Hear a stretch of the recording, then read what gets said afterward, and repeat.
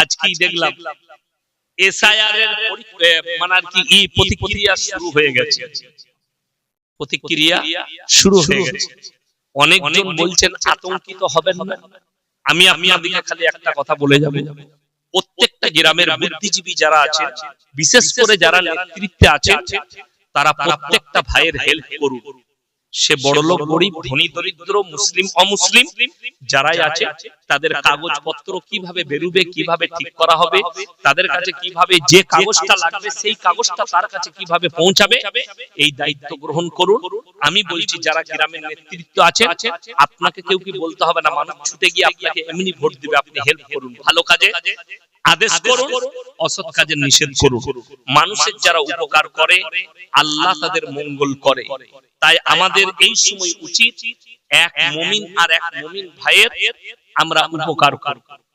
আমি আজকে নয়, আজ থেকে 1 মাস আগে আমার এলাকার সমস্ত 2002 এর সমস্ত বুথের ভোটার লিস্ট আমি আপলোড করে দিয়েছি। সমস্ত ভোটার লিস্ট আমার কাছে আপলোড আছে। 2002 কোথাকার? আমার গলসি থানার আমার শ্বশুর এলাকা। কেন করেছি? কোন মানুষ যদি চায়, কালকে রাত্রি 12টার পর থেকে ডিলিট করে দেওয়া হয়েছে সরকারি তরফ থেকে, আর পাবে না কেউ আপলোড করতে। এরপর গেলে আপনাকে যেতে হবে কোথায়? অনলাইনের দোকানে যারা আপলোড করে রেখেছে। এরপরই তো পয়সার খেলা। কিসের খেলা বললাম? পয়সা। যখনই গিয়ে বলবেন আমার বাপের নামটা বার করে দিত, 150 টাকা লাগবে, কিন্তু বার করতে 1 টাকা খরচ নেই। বললাম 1 টাকা খরচ নেই। হ্যাঁ, আপনাকে 2 টাকা লাগবে জেরক্সের পেপারটার জন্য, 2 টাকা, কিন্তু লাগবে 200 টাকা যেহেতু আপনি আপলোড করেননি। আমি অনুরোধ করব মানুষের সুযোগে সদ্ব্যবহার করো না, আল্লাহ কিন্তু ওই টাকায় বরকত দিবেন না, ওই টাকায় বরকত দিবেন না। কোন কম্পিউটারওয়ালা, কোন দোকানওয়ালা সে যদি মনে করে মানুষ এখন বিপদে পড়েছে, আমি যদি 500 চাই 500 দিয়ে দিবে, তুমি টাকাটা ইনকাম করবে হারাম। 100 টাকা লাগবে। আপনি বলতে পারেন চাচা ওটা তো 1 টাকা খরচ, আমি এত কষ্ট করে বার করলাম, খুশি করে কিছু দাও, সে 50 টাকা দিলে তোমার লাভ। কেন? কাগজটার 1 টাকা দাম, 1 টাকা জেরক্সের দাম 2 টাকা, তুমি 48 টাকা ফ্রি পাচ্ছ, মানুষ খুশি করে তোমাকে 50 টাকা দিবে। কিন্তু যদি তুমি 500 টাকা দাও, আমি আমার জানের ভালো সে কাগজের প্রয়োজন, আমি 500 টাকা তো দিয়ে দেবো, কিন্তু আমার মনে মনে কষ্ট হবে, 500 টাকা দিলি 2 টাকার বদলে ওই টাকাটা তোমার ভোগ হবে না, আল্লাহর কাছে হিসেব দিতে হবে কিয়ামতের দিনে।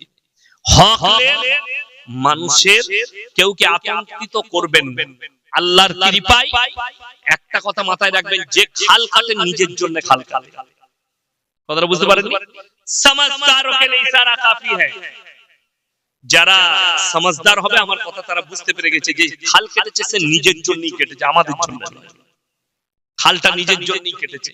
তবে আমাদের ইচ্ছা যে বাংলাদেশি আছে তাকে তাড়িয়ে দাও, অসুবিধা কিচ্ছু নেই।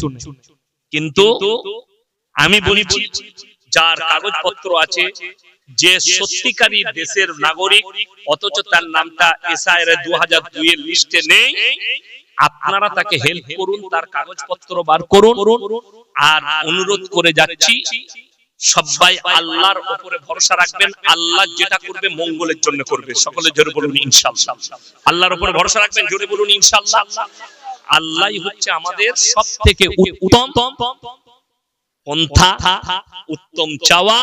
চাইলে আল্লাহর কাছে চাইবেন। সত্য কথা বলি, অনেক জনের গায়ে লাগবে, আমাকে সবাই দাওয়াত দেয় না। ওই আমাদের রাজ্যে পশ্চিম বাংলায় জলসাগুলো হয়, 100টা জলসা কমিটির মধ্যে 95টা জলসা কমিটি বেনামাজি, নামাজি পড়ে না। ঠিক বললাম?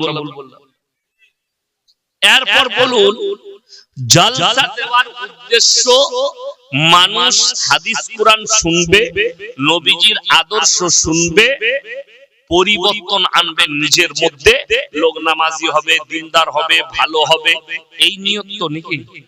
নিয়ত এইটা। তাহলে এইটা যদি নিয়ত হয়, আমাদের দেশে দেখবেন জলসা হলি এখন বর্তমানে নিয়ম উঠেছে, গ্রামে এক দাদা আইসক্রিমের দোকান, মনোহারীর দোকান, মেলা বসাচ্ছে। মেলায় যাবে কে? আপনার আমার ঘরের ছেলে মেয়েরা। সেখানে ব্যভিচার হবে, হাত লাগালাগি হবে, অনেক পাপ। এই জলসায় যদি ফেরেশতা নিয়ে এসে দোয়া করান, আর জলসায় যদি মেলা বসে ছেলে মেয়ে এক কাছে ঘুরে, ওই ফেরেশতারও দোয়া আর কবুল হবে না, কোনো লাভ হবে না। কাবা ঘরের ইমাম এলেও দোয়া কবুল হবে না। কেন?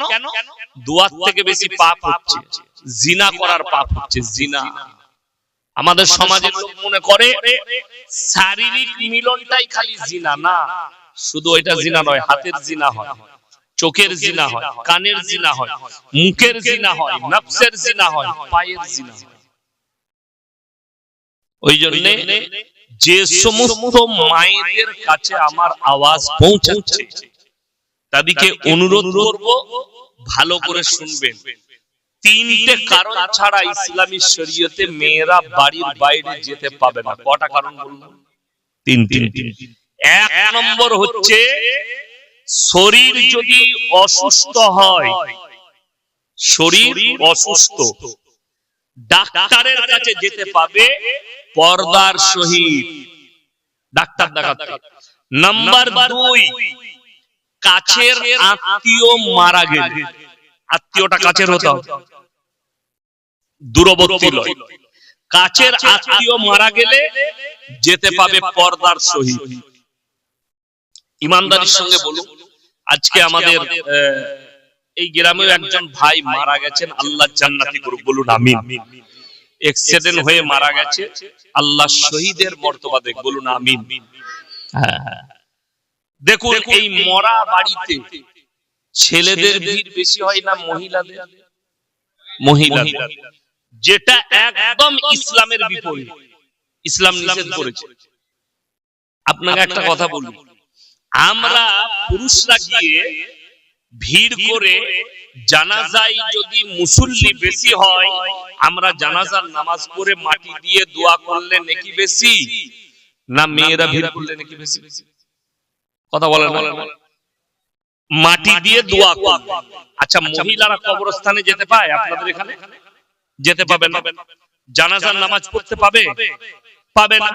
তাইলে মহিলারা যদি জানাজার নামাজে শরীক না হতে পারে, কবরস্থানে যেতে না পারে, তাহলে মরা বাড়িতে কিসের জন্য আসবে? যেমন কান্নাকাটি, ইসলামের শরীয়তে দুঃখ পালন আছে, কিন্তু হাদিসে আছে রাসূল নিষেধ করলেন, তোমরা বুক চাবড়িয়ে, মাথা নুচে, কাপড় ছিঁড়ে এইভাবে কান্নাকাটি করো না, হাঙ্গামা করো। দেখুন, কিছুদিন আগে আমাদের বর্ধমানে একটা মার্ডার হয়েছিল, বর্ধমান জেলায় মার্ডার।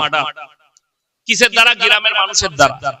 মানে কোন দ্বন্দ্ব হয়েছে, এসে তাকে ছুটি দিয়ে চলে গেছে, মার্ডার হয়ে গেছে। এখন পুলিশ এসছে, মিডিয়া এসছে, তো তার বাড়ির লোককে বলছে যে কি হয়েছিল মার্ডার করলে। সে মহিলাটা কাঁদতে কাঁদতে বলছে, 5 জন এসেছিল মাগো, ছুটি দিয়ে চলে গেল মাগো। এটা নিয়ে গান তৈরি হয়েছে, এটা নিয়ে ডিজে তৈরি হয়েছে, এটা নিয়ে টোল করা হয়েছে। ইসলাম তো এটা স্বীকৃতি দেয় না। আপনার চোখ দিয়ে পানি পড়বে, অন্তরে কান্না আসবে, আল্লাহর কাছে জুবান দিয়ে একটা দোয়া হবে, আল্লাহ আমার সন্তান চলে গেছে, আমার স্বামী চলে গেছে, আমার মা চলে গেছে, আল্লাহ তুমি সবরে জমিল দান করো। এইটা হচ্ছে মুমিনদের কান্না, মুমিনদের দোয়া। চোখ দিয়ে পানি তো পড়বে, কিন্তু রোল করে কান্না নয়, ছিঁড়ে নিচে কান্না নয়, এটা শরীয়ত সম্মত। আজকে মহিলারা যেভাবে কান্না করে পুরো হাদিসের বিপরীত, এবং বেপরদা ভাবে চলে আসে মরা বাড়িতে। তৃতীয় নম্বর, হজ ফরজ হলে হজ করতে যেতে পাবে। এই তিনটে ছাড়া বাজারে যাওয়া, চাকরি করা, মেয়েরা ব্যবসা করতে যাবে, বাজারে দোকান করতে যাবে, মেলা ঘুরতে যাবে।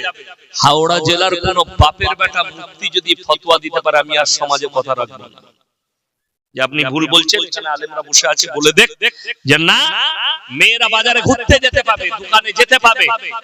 যদি কোন বাপের বেটা মুফতি হাওড়া দেয়, তার জুতোর মালা পরবে শওকতের বেটা ইনশাআল্লাহ। চ্যালেঞ্জ করে বললাম আমি 2 ঘন্টা আছি, নিয়ে আসুন, ডাকেন এলাকার কোন বাপের বেটা মুফতি আছে, কোন হুজুর আছে, এসে ফতোয়া দিবে। না, মেয়েরা বাজারে যেতে পাবে, মেলা ঘুরতে পাবে, মেয়েরা সব করতে পাবে, খালি এই ফতোয়াটা দিয়ে যাবে। রেকর্ডিং হচ্ছে, তার চেহারাটাও সমাজ দেখবে, কেউ ফতোয়া দিতে পারবে। আমাদের মা বোন বাজারে যাচ্ছে, রুখতে পারিনি, এটার জন্য দায়ী তুমি। শরীয়ত নয়, হাদিস নয়, কোরআন নয়, মৌলবীরা দায়ী নয়। আমি দায়ী হব না বলি আজকে এটা বলে দিয়ে যাচ্ছি। আমি আল্লাহর কাছে দায়ী হব না। আমি বলতে পারবো আমি উলুবেড়িয়া 58 গেটে অমুক গ্রামে গিয়েছিলাম, আল্লাহ আমি হক কথা বলে এসেছি। আপনি মানবেন না, আপনি জবাব দেবেন। আপনারা হয়তো মোবাইলে দেখেছেন, সেদিনে মুর্শিদাবাদে একটা ঝামেলা আমার সঙ্গে। আমি স্টেজ থেকে পালিয়ে আসছিলাম জলসা করব। কেন? স্টেজে 15টা লোক আর মেলাতে 4000-5000 ছেলে মেয়ে, 5000 বিরাট মেলা বসিয়েছে। মাদ্রাসার জলসা। সেক্রেটারি কি বলছে জানেন? সব থেকে দুঃখ লাগলো, সেক্রেটারি তো একটা অজ্ঞ মূর্খ। আজকে সমাজ ধ্বংস হচ্ছে, সুদখোর, গাঁজাখোর, লোকের মেরে নিয়ে বড় লোক হয়েছে, একটি টাকা হয়েছে, গায়ের একটু বল আছে, ওকে মসজিদের সেক্রেটারি করে। সে হারাম করতো, মসজিদকে এমনি ধ্বংস করবে। সে হারাম করে মাদ্রাসার সেক্রেটারি হলে মাদ্রাসাকে এমনি শেষ করবে। আর আল্লাহ রাসূল সাল্লাল্লাহু আলাইহি সাল্লামের হাদিস শুনেলেন, কিয়ামতের আলামত তোমরা বুঝতে পারবে যখন অশিক্ষিত মূর্খরা সমাজের নেতৃত্ব দিবে আর শিক্ষিতরা চুপচাপ বসে দেখবে। আজকে অনেক মাদ্রাসার মৌলবীরা মাদ্রাসায় সেক্রেটারিকে ধান চোর, চাল চোর, লোকের টাকা মেরে বড় লোক, লোকের পয়সা মেরে নিয়েছে, ভাইয়ের সম্পত্তি মেরে নিয়েছে, টাকা হয়েছে, পয়সা আছে বলে মাদ্রাসার সেক্রেটারি। আর তারা এই আলেমদের উপরে নেতৃত্ব দিচ্ছে। আমাকে কি বলছে জানে? সেই মাদ্রাসার হেড বল না, কার্তিকের পাড়া নাম মাদ্রাসা, মুর্শিদাবাদে। বলছে যে গ্রামে দোকান থাকে, মেয়েরা যায়। আমলে এই মৌলবীটা হচ্ছে দাইয়ুস। গ্রামে গোলদারি দোকান আছে, মেয়েরা দোকান আনতে যাবে, এটা হচ্ছে তুমি না মরো, তুমি হিজড়ে বলে তোর বউ যায়। ইয়াসিন মরদ, ইয়াসিনের বউ পা বার করবে না। কেন? নারীরা, যারা মায়েরা শুনছেন শুনে যান, ইসলামের নারীদের ইজ্জতের উপরে, নারীদের মর্যাদার উপরে পুরো একটা চ্যাপ্টার আনা হয়েছে। পুরুষের নামে কোনো সূরা নেই কোরআনে, নারীদের নামে সূরা নিসা অবতীর্ণ করা হয়েছে। আল্লাহ নারীদের মর্যাদা বলেছেন, নারীদের ইজ্জত বলেছেন। আমার রাসূল সাল্লাল্লাহু আলাইহি সাল্লাম হাদিসে আছে, রাস্তা দিয়ে পেরিয়ে যাচ্ছেন, একজন মুশরিকের বিটি, হাতেম তায়ের বিটি, মাথায় কাপড় নেই, বেপরদা ভাবে রাস্তায় যাচ্ছেন। নবীজি নিচের মাথার পাগড়িটা খুলে তার মাথায় চাপিয়ে দিলেন। সাহাবীরা বলেন, ইয়া রাসূলুল্লাহ, এটা মুশরিক বেঈমান কাফেরের বিটি। আল্লাহর নবী ধমক দিলেন, হে আমার সাহাবীরা শোনো, আমি মুহাম্মদ আল্লাহর নবী, আমি মেয়েদের মাথা ঢাকতে এসেছি, খুলতে আসিনি। জোরে বলুন সুবহানাল্লাহ। আর আপনি আমি নিজেকে নবীর উম্মত বলে দাবি করছি, আর আপনার বিবি বাজারে ঘুরে বেড়াবে। দাইয়ুস কোনদিন জান্নাতে যাবে না। আপনি তাহাজ্জুদ গুজার, আপনি 5 ওয়াক্তের নামাজি, আপনি মৌলবি, আপনি ইমাম, আপনি বক্তা, আপনি দাড়ি রেখেছেন, আপনি হাজী সাহেব, আর আপনার বিবি যদি বাজার ঘুরে বেড়ায়, আপনার বিবি যদি পরপুরুষের কাছে বাজার করতে যায়, তো তুমি যতই নামাজি হও আর যতই তাসবিহ ওয়ালা হও, তুমি হচ্ছো দাইয়ুস। আর দাইয়ুস কোনদিন জান্নাতে প্রবেশ করবে না। যারা নিজেদের বিটিকে, বিবিকে বাজারে ঠেলে দেয়, তারা হচ্ছে দাইয়ুস, তারা কোনদিন জান্নাতে প্রবেশ করবে না। সে মৌলবি হোক আর পীর হোক আর ফকির হোক আর আমার বাপ হোক আর আমি হোক। কষ্টের বিষয়, আজকে আপনি ইসলামটাই চিনতে পারেন। ইসলাম ধ্বংস হলো কোথায়? বেঈমান কাফেরদের আখলাকে, চরিত্রে। আপনার কাছে রাসূলের আখলাক নেই। যদি বলেন পর্দা এত গুরুত্ব, আপনাকে সামান্য বুঝিয়ে দিই। অনেকজন বলছে এই মৌলবীরা পর্দার কথা বলে নারীদিকে বঞ্চিত করছে। আপনাকে আমি চ্যালেঞ্জ ছুড়ে গেলাম, গোটা পশ্চিম বাংলায় খোঁজ নিতে হবে না, খালি হাওড়া জেলাটাই খোঁজ নেন। যতগুলো মেয়ে স্কুলে চাকরি করে, স্কুলে, পঞ্চায়েতে, আপনার বিডিওতে, ডাক্তারখানায় যে মেয়েরা চাকরি করে তাদের একজনারও স্বামী সুখী নয়, রেঁধে ভাত খেতে হয়, রেঁধে ভাত খেতে হয়। আমি মালদা জেলায় এক জায়গায় গেলাম, একজন মাস্টার সাহেবের বাড়িতে আমাকে থাকতে দিল। তো আমি গেলাম, মাস্টার খুব ভদ্র মানুষ, ভালো লোক, ইমানদার লোক। তার ছেলে আছে, পড়াশোনা করে কলকাতা। তো আমি গেলাম, তো বললে হুজুর কমিটির লোক কখন নাস্তা আনবে ঠিক নেই, একটু চা খান। আমি বললাম তাহলে একে ভাবিকে বলুন বানাতে। বলছে ভাবি নয় হুজুর, আমি বানাবো। সে কোথা নেই বলিয়ে চাকরি করতো। বলে আমি খুব দুঃখী, আমি খুব দুঃখী। আমার স্ত্রী আমি যেদিন থেকে বিয়ে করেছি আমাকে কোনোদিন এক পোয়া চাল ভাত রেঁধে ফুটিয়ে আমাকে খাওয়াইনি। যার কারণে তাকে বলেছি তুমি যেখানে থাকবে থাকো। দুঃখ এইরকম হাজারো আছে।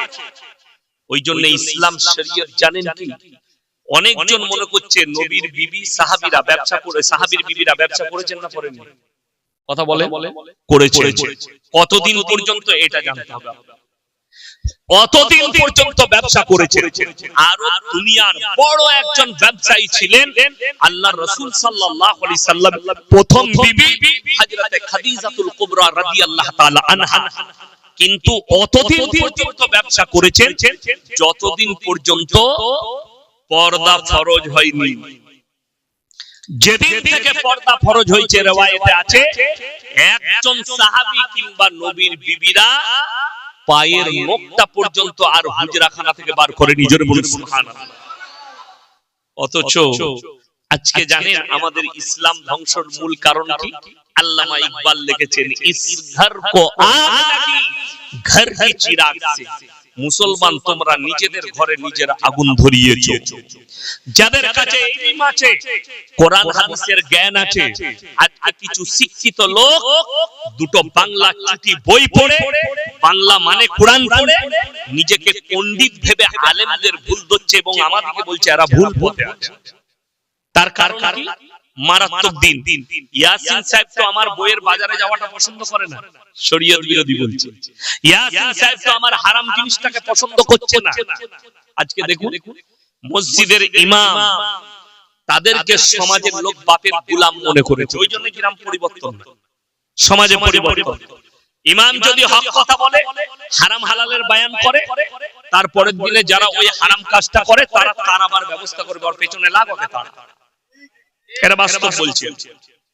আজকে কিন্তু আমার চাকরি যাবার ভয় নাই, ভয় আছে আমার, ভয় নাই, গাড়ি রেডি আছে। যদি কমিটির লোক বলে হুজুর এত কড়া বক্তব্য দিবেন না, পয়সা ফেক তামাশা দেখ, গাড়ি চেপে পালাবো, কালকে যেখানে যাবো আবার এই কথাই বলবো। আমার চাকরি যাবার ভয় নাই। আমি তোমার ইমাম নয়, আমি তোমার বক্তা, আমি সমাজের কওমের একজন খাদিম। আমি বুক ফুলিয়ে বলে যাচ্ছি আজকে আমার ভাই কান খুলে শুনে নেন, সমাজে মুসলমানদের ঈমান ধ্বংস করার কয়েকটা পয়েন্ট বলে দিই। আজকে দেখতে পাচ্ছি জায়গায় জায়গায়, আপনারা তো অনেক দূরের কথা, আমাদের মতো মৌলবীরাও ওই খপ্পরে পড়ে গেছে। প্রমাণ আছে, আমার কাছে দলিল আছে, পশ্চিম বাংলার কয়েকটা মৌলবীর দলিল আছে। বোর্ডে লেখা থাকছে ধর্ম যার যার, উৎসব সবার। পড়েননি? পেপারে পড়ছেন না পড়েননি? মোবাইলে পড়ছেন না পড়েননি? আল্লাহর কসম খেয়ে বলছি এই ভাষাটা কোরআন বিরোধী, আল্লাহ বিরোধী, রাসূল বিরোধী, শরীয়ত বিরোধী। যদি বলেন প্রমাণ, আমি এতগুলো প্রমাণ দেব, তোমাকে ঢেকে দেব। যদি বলেন এতে তো সম্প্রীতি নষ্ট হবে, খুব ভালো করে বুঝবেন আপনি সম্প্রীতিটাই নিতে পারেননি। আমার আল্লাহ যেটা দিয়েছেন, রাসূল যেটা দিয়েছেন, ওই সম্প্রীতি আপনি জানতে চাননি আপনার ইমামের কাছে, আলেমের কাছে, যার কারণে আপনি পাননি। আজকে সেদিনে দেখলাম আমাকে একজন মোবাইলে পাঠিয়েছে, নামের আগে মুফতি দিয়ে আছে, বীরভূম ডিস্ট্রিক্টে বাড়ি, নামের আগে মুফতি, নামের শেষে পীর, তার শেষে কাসমি। কাসমি মানে যারা দেওবন্দ থেকে পাস করে তাকে কাসমি বলা হয়। তার শেষে পীর, তার শেষে কাসমি দিয়ে আছে। তিনি আবার জমিয়তের কি পদে আছে বীরভূম ডিস্ট্রিক্টে। তো তিনি স্টেজে গেছে, কোন স্টেজে? দীপাবলির উৎসবের স্টেজে। সেইখানে সমাজের লোককে বলছে আপনারা মায়ের আশীর্বাদ নেবেন, মায়ের আশীর্বাদে ভালো থাকুন, যারা এসছেন মায়ের আশীর্বাদ নিয়ে যাবে। এই মৌলবীর ঈমান চলে গেছে, আল্লাহর কসমি কাফের হয়ে গেছে, একে কালমা পড়ে মুসলমান হতে হবে। ইয়াসিন ফতোয়া দিচ্ছে, যদি চ্যালেঞ্জ গ্রহণ করে কবে আমার সাথে লাইভে বসতে হবে, ফোনে কথা বলবো না, আমার সঙ্গে এক স্টেজে বসো, তুমি চলে এসো যে তোমার ঈমান যায়নি আমি প্রমাণ করাচ্ছি। তার মধ্যে কোরআনের আয়াত শুনেলেন, লাউ কানা ফীহিমা আলিয়াতুন ইল্লাল্লাহু লাফাসাদাতা। কোরআন, আমি আল্লাহ ছাড়া পৃথিবীতে আর একটা যদি আল্লাহ হতো, পৃথিবীতে মারামারি আর বিভ্রাট সৃষ্টি হতো। আল্লাহ কজন? আরো জোরে বলুন, আল্লাহ একজন। তাহলে দেখুন, যারা বলছে সম্প্রীতি নষ্ট হবে, সেই মৌলবীকে বলবো যারা বলছেন ধর্ম যার যার উৎসব সবার, এই কথাটা আমি 1 মিনিটের লেগে মেনে নিলাম তোমার, তাহলে সেই নেতাদিকে বলবো, সেই মৌলবী মুফতিদিকে বলবো, ঈদের দিনে কুরবানির দিন আমি একটা ষাঁড় জবাই করব, তোমার যত বন্ধু আছে দাওয়াত দাও, আমার বাড়িতে এক বাটি করে খেয়ে যাবে। উৎসব তো সবার, কথাটা বুঝতে পারেন? এই কথা যদি আমি বলি আমার অন্যায় হবে। কেন? কারণ ধর্মকে আঘাত করা হবে। ঠিক বললাম না? বললাম। কোন মুসলিম ভাইকে আপনি বলতে পারবেন উৎসব সবার যখন আমার ঘরে আয় কুরবানির দিনে? এটা বলা যাবে? যাবে না, তাকে আঘাত দেওয়া হবে। যদি এটা সত্য হয় যে আপনি কুরবানিতে পশু জবাই করেন, থানায় ইমামদিকে ডাকা হয়, হয় না? হয় না? ইমামদিকে, পঞ্চায়েত প্রধানকে, আপনার বিডিওকে কেন ডাকা হয়? এই জন্য আপনারা গিয়ে সম্প্রীতির বার্তা দিবেন। আপনারা পশু জবাই করলে লুকিয়ে করবেন, আপনার পাশের বাড়ির কোনো অমুসলিম ভাই যেন কষ্ট না পায়। হাদিস খুলেলেন, আল্লাহ রাসূল সাল্লাল্লাহু আলাইহি সাল্লাম হাদিস বর্ণনা করলেন, এ আমার সাহাবীরা শোনো, তোমরা মুমিন হতে পারবে না ততক্ষণ পর্যন্ত যতক্ষণ পর্যন্ত তোমার কাছ থেকে তোমার প্রতিবেশী সুরক্ষিত নয়, তাকে সুরক্ষা দিতে হবে। নাম্বার 2, রাসূল আকরাম সাল্লাল্লাহু আলাইহি সাল্লাম সম্প্রীতি কি বললেন শুনেলেন, যে হে আমার সাহাবীরা শোনো, তোমরা দেখো না তোমার বাড়ির পাশে কে বসবাস করছে, সে হিন্দু হোক, সে দলিত হোক, সে আদিবাসী হোক, সে খ্রিস্টান হোক, ক্ষুধার্ত হলে খাবার দাও, বস্ত্রহীন হলে বস্ত্র দাও, বিপদে পড়লে পাশে দাঁড়াও। এই শব্দটার মানে এটা নয় যে তার উৎসবে তুমি সেখানে দাঁড়াবে। আল্লাহর কাছে পৃথিবীতে যত বড় নিকৃষ্ট পাপ আছে, তার মধ্যে সবথেকে বড় নিকৃষ্ট পাপের নাম হচ্ছে শিরকের পাপ। আল্লাহ ব্যতীত অপরকে বিশ্বাস করা। তাইলে বলুন তো, একটা মুসলমান কালী ঠাকুরের সামনে গিয়ে বলবে মায়ের আশীর্বাদ নাও, এটা বলা যাবে? আশীর্বাদ মানে হচ্ছে দোয়া, আশীর্বাদ মানে হচ্ছে তোমাকে ভালো মন্দ দেওয়া। ভালো মন্দের মালিক কে? আল্লাহ। মাটির মূর্তিটা কি করে হতে পারে? তাহলে সেই মৌলবীর ঈমান কি করে থাকবে? দলিল শুনেলেন আরো একটা, আমরা যে কুরবানি করি কার সুন্নাত? কথা বলে না? নবী ইব্রাহিম আলাইহিস সালাতু ওয়াস সালামে বিসমিল্লাহ, তিনার আব্বা জানের 3টে কাজ ছিল। কটা কাজ বললাম? 3টে জীবনে।